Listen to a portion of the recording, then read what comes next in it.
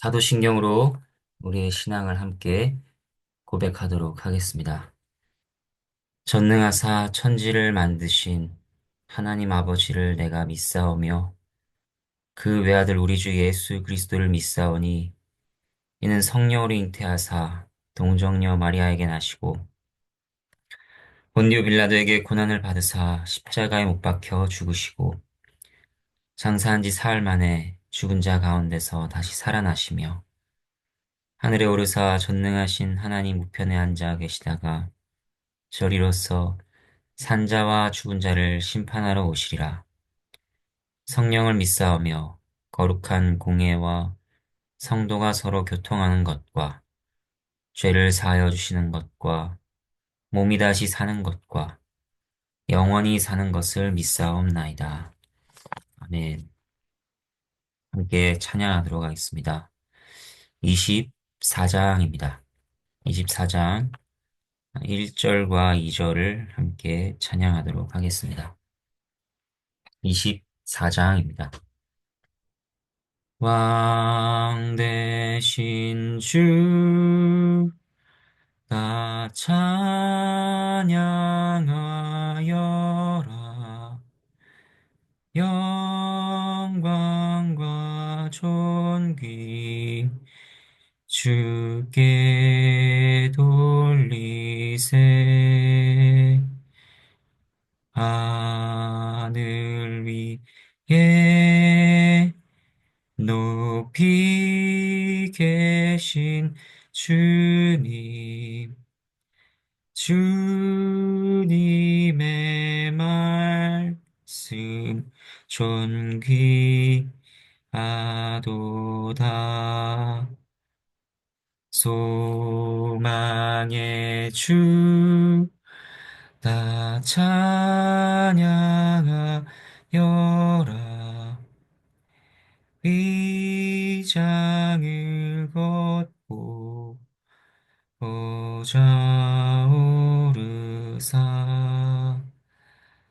우리 위해 중보되신 주님, 날마다 은혜 부어 주신다. 아멘. 네, 함께 기도하도록 하겠습니다. 하나님 아버지, 감사합니다. 주님께서 하늘에 계시며 저희들을 돌보시고 그 말씀으로 먹이시며 주님께로 날마다 이끌어가 주심에 늘 감사를 드립니다. 하나님, 저희가 주의 말씀을 들을 때에 깨달을 지혜가 없사오니 성령께서 저희 마음 가운데 역사하시고 어, 또 저희가 하나님의 말씀대로 살아갈 수 있도록 또 그 말씀이 저희에게 영향이 되고 어, 그 효과를 발휘할 수 있도록 성령께서 역사하여 주시기를 간절히 구합니다. 하나님께서 모든 영광을 받아주시기를 간절히 구합니다. 예수 그리스도 이름으로 기도합니다. 아멘. 함께 보실 하나님의 말씀은 누가복음 10장 25절에서 42절 말씀입니다. 25절부터 보도록 하겠습니다. 어떤 율법 교사가 일어나 예수를 시험하여 이르되 선생님, 내가 무엇을 하여야 영생을 얻으리이까? 하나님의 말씀입니다. 하나님께 감사합니다. 율법 교사라고 하면 율법을 항상 연구하며 그 내용과 뜻에 정통한 사람이었습니다. 하나님의 말씀을 늘 가까이 하며 백성들을 가르치는 자였습니다. 이런 율법 교사가 예수님을 시험하기 위해 말했습니다. 질문을 해서 예수님을 함정에 빠뜨리려고 했는지 모릅니다. 아니면 자신이 알던 바와 예수님의 가르침이 다르게 느껴져서 확인하려고 했는지 모릅니다. 아무튼 그 질문은 그저 답을 알고 싶은 순수한 마음으로 던진 것은 아니었습니다. 어떤 의도를 감추고 질문을 한 것입니다. 내가 무엇을 하여야 영생을 얻으리까? 그는 영생을 얻는 방법, 그 길에 대한 예수님의 생각을 확인하고 싶었습니다. 이 질문 안에는 당시 율법 교사들과 바리새인들의 신학이 담겨 있습니다. 그것이 무엇일까요? 무엇인가 행해서 영생을 얻을 수 있다는 신학입니다. 그러니까 자신의 선행으로 의를 얻고 구원을 얻을 수 있다는 행위 구원. 다르게 말하면 율법주의적인 구원관을 나타내는 질문이었던 것입니다. 26절 말씀입니다. 예수께서 이르시되 율법에 무엇이라 기록되었으며 내가 어떻게 읽느냐. 예수님께서는 반문하십니다. 질문은 두 가지입니다. 먼저 율법에 무엇이라 기록되었느냐고 하셨습니다. 이것은 내 말대로 무엇인가를 행해서 영생을 얻는다고 한다면 그 행할 바는 율법에 나와 있을 것이라는 말씀입니다. 영생을 얻기에 부합하는 행위의 기준은 사람에게 있는 것이 아니라 하나님께 있습니다. 사람이 임의대로 행할 것이 아니라 하나님의 말씀인 율법을 봐야 하고 그것을 지켜야 영생을 얻는다는 것입니다. 그리고 두 번째 질문은 이것입니다. 첫 번째 질문보다 좀 더 심오한 질문이라 할 수 있습니다. 그 율법을 네가 어떻게 읽느냐고 물으셨습니다. 이것은 영생을 얻기 위해 지켜야 할 율법의 내용이 무엇인지를 물으신 것입니다. 또 그 율법을 행하는 것에 대해 어떻게 해석하고 이해하느냐는 질문이었습니다. 27절과 28절 말씀입니다. 대답하여 이르되 내 마음을 다하며 목숨을 다하며 힘을 다하며 뜻을 다하여 주 너의 하나님을 사랑하고 또한 내 이웃을 내 자신같이 사랑하라 하였나이다. 예수께서 이르시되 네 대답이 옳도다. 이를 행하라.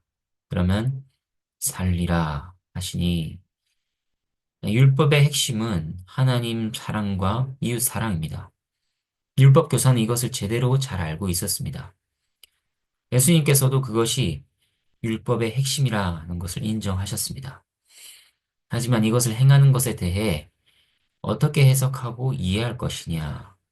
영생에 이르고자 한다면 그것을 지키지 않으면 안 되는데 과연 그것이 사람에게 가능한 것인가? 그런 질문을 담아 이를 행하라. 그러면 살리라 명하셨습니다. 이제 29절입니다. 그 사람이 자기를 옳게 보이려고 예수께 여짜오되 그러면 내 이웃이 누구니까?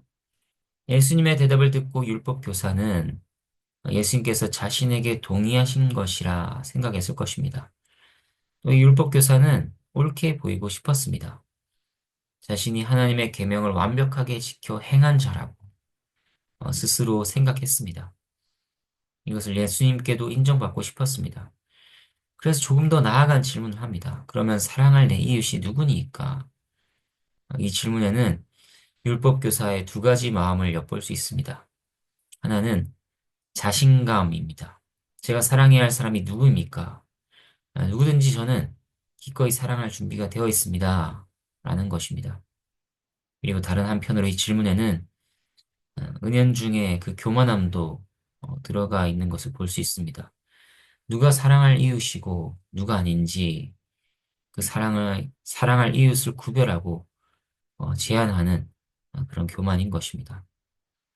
이런 율법 교사의 질문에 예수님께서는 비유를 들어 답하십니다. 30절부터 37절까지 하나님의 말씀입니다.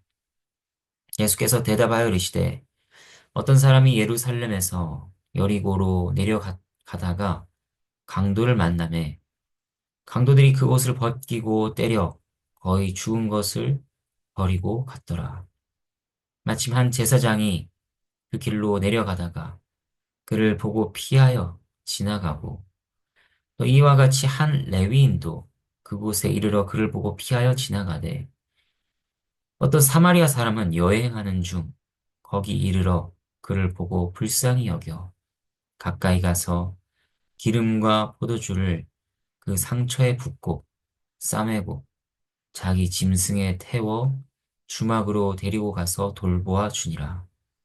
그 이튿날 그 그가 주막 주인에게 데나리온 둘을 내어주며 이르되 이 사람을 돌보아 주라.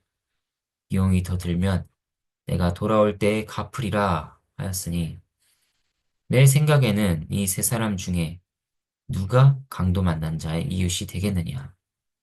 이르되 자비를 베푼 자니이다. 예수께서 이르시되 가서 너도 이와 같이 하라 하시니라. 어, 우리가 잘 아는 선한 사마리아인의 비유입니다. 이 비유에는 여러 가지 장치와 의미들이 들어 있습니다. 먼저 이 비유를 통해 예수님께서는 율법 교사 안에 사랑이 없음을 보게 하십니다. 당시 유대인과 사마리아인은 서로 적개심을 가지고 있었습니다. 그런데 예수님께서는 사마리아인이 선행을 행하는 자로 말씀하셨습니다.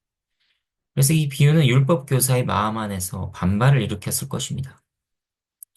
이를 통해 예수님께서는 율법 교사가 정직하게 자신의 마음을 들여다본다면 사랑과 전혀 반대되는 그런 멸시와 적개심이 있음을 스스로 발견하도록 의도하신 것입니다. 그리고 예수님께서는 이웃을 사랑하라는 계명에서 그 사랑의 수준이 얼마나 높은 것인지를 밝히셨습니다. 참된 이웃 사랑은 무엇인가? 사마리아인이 나타낸 사랑은 무엇입니까? 사마리아인은 자신을 경멸하고 적대시하는 원수를 불쌍히 여기며 긍휼을 베풀었습니다. 그 수준을 알리시며 다시 한번 율법 교사에게 말씀하시는 것입니다. 네가 정말 이웃을 사랑하고 있다고? 그렇게 할 수 있다고? 한번 시도해봐라. 넌 이웃 사랑을 결코 실천할 수 없는 죄인이라. 오히려 너는 영적으로 강도 만난 자라. 선한 사마리아인과 같은 이웃의 사랑이 필요한 자가 바로 너다. 그렇게 말씀하시는 것입니다. 결론적으로 이 율법교사의 처음 질문으로 돌아가 그 답을 찾으면 어떻게 될까요? 내가 무엇을 하여야 영생을 얻으리까? 답은 네가 영생을 얻기 위해 무언가 할 수 있는 것은 없다. 사마리아인과 같은 자가 와서 너에게 긍휼을 베푸는 것이 답이라는 것입니다. 그런 의미에서 이 사마리아인의 비유는 매우 의미심장합니다.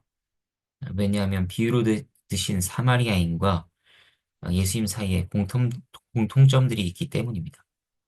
이 비유를 통해 사실 예수님께서는 예수님 자신에 대해 알리셨습니다.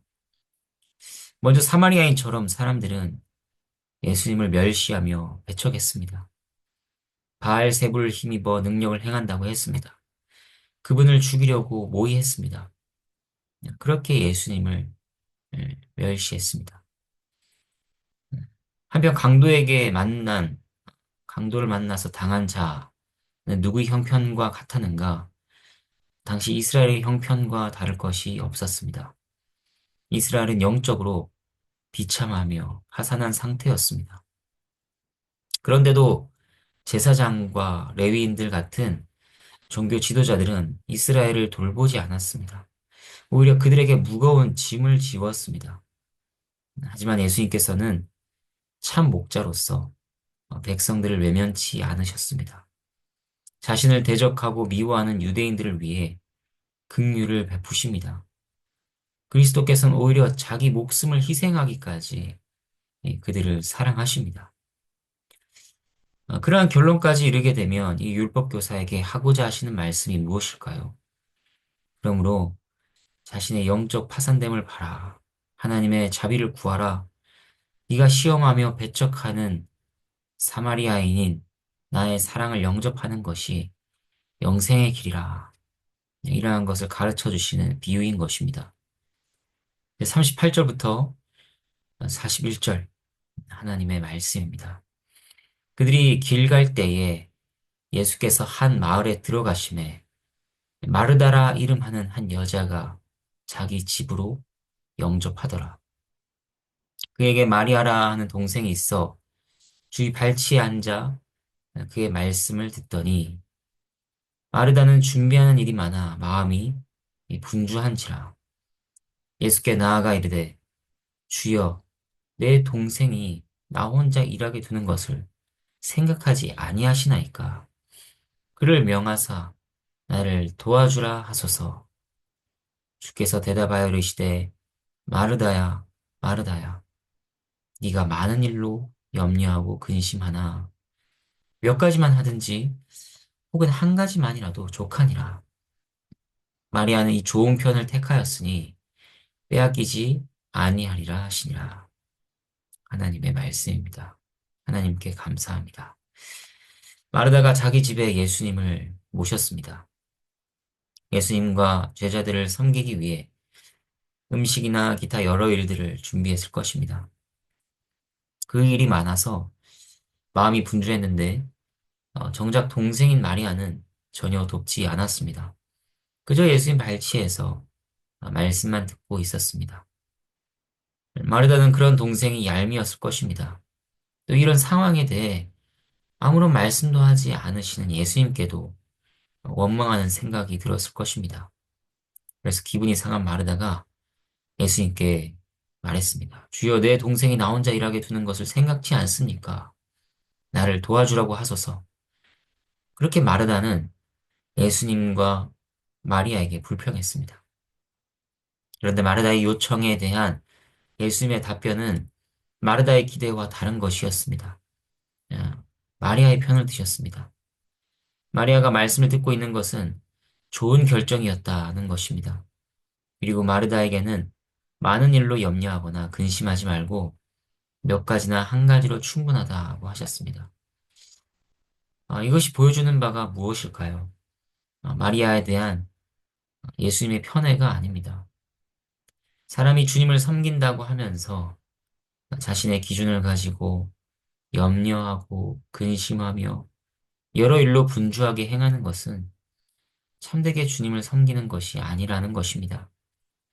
물론 마르다는 진심으로 예수님을 섬겼습니다. 예수님을 사랑했습니다. 그 사랑이 부정되어서는 안 될 것입니다. 그리고 예수님께서도 드시고 마시는 일이 필요했습니다. 참 사람이시기 때문입니다.